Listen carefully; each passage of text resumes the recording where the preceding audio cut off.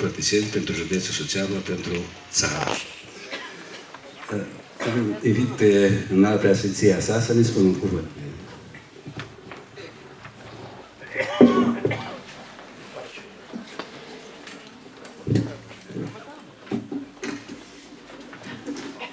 Acest om între oameni, Irimescu, Ioan, a arătat ce poate să facă omul călăuzit de credință și de gustul pentru frumos. Pentru frumosul care trece dincolo de ceea ce este material. Deși materia așa are frumusețea ei și rostul de ei, totuși această materie poate fi modelată ca să fie mesagere a unor valori spirituale. Arta plastică pe care a slujit-o, celor de astăzi trebuie să ne aducă aminte și să ne învețe că acest meșteșug, această preocupare contribuie mult la formarea omului, formarea sufletească morală, pentru că ea sensibilizează sufletul, îl face să treacă dincolo de materia văzută cu ochiul trupesc, dincolo care se vede numai cu ochii sufletesc.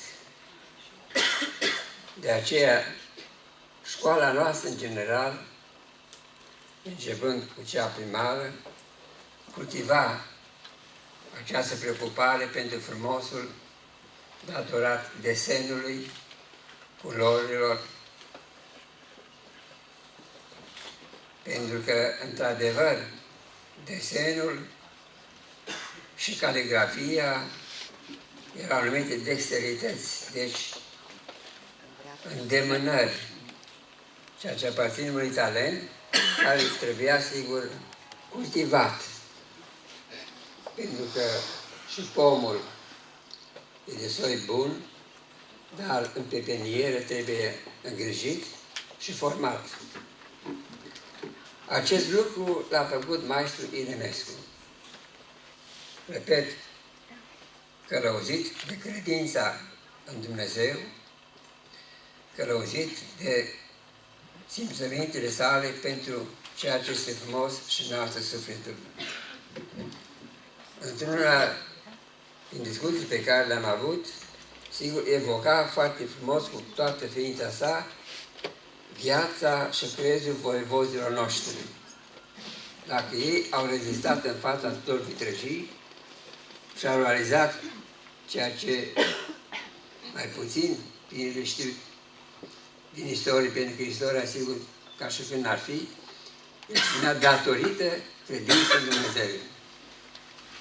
Aici în sală văd mai multe opere, sigur, și a celor mici, care se inițiază, cei mici, în această artă clasică, arta frumosului.